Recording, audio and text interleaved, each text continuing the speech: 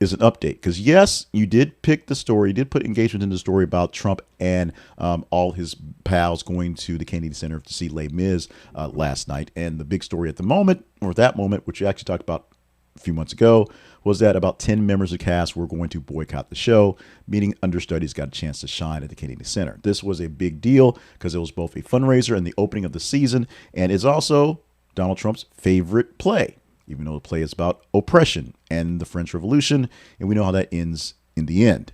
But Trump and the First Lady were both cheered and booed at the performance at the Kennedy Center. And first start off with a bit of a news conference. As the red carpet walked by, most people sort of did their nod, said some simple things and walked off. J.D. Vance did not fall for the banana in the tailpipe and did not answer any real questions from anyone else coming out on the stage. Now, I was watching this on Newsmax, and so they ended up chopping up bits and pieces of it in. But as they went back and forth, people asked about the Kennedy Center, people asked simple questions. Then they started asking about Iran and LA and things like that. And of course, Trump had to stop and talk about it. So you got your chance, you got your pieces there with the news coverage from that one. But inside the actual theater hall for Les Miserables, or Les Mis, as the folks like to call it, there were some boos, there were some cheers, and were some USAs out there. Now, Trump did a lot of work to make this happen, or unmake things happen, if you will. He installed himself as the chairman of the Kennedy Center. He replaced his leadership with conservative allies, promising to purge it of woke content. Artistic community responded with protests, including boycotts from cast members and staff resignations. This cast members last night. And of course, many shows that were scheduled to play are not playing in the season going forward.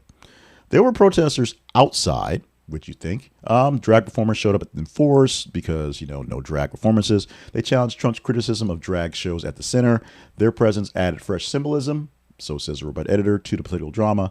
And Trump used the event to raise over $10 million in donations for the center. He has said in uncertain words that the center is kind of a dump, but he says everything's a dump.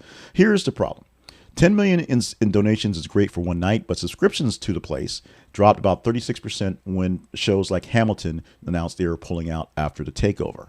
So less people are actually paying the subscription for the year to keep a part of it, to basically be a part of the show, have their names on the billboards and in the programs. But Trump thinks he's going to make it work out.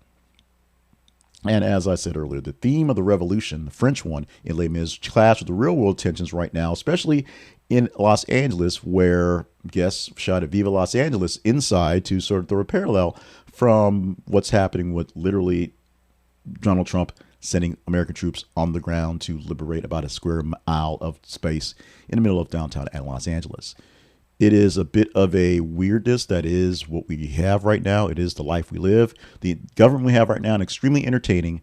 Some people would probably like a bit more boring right about now.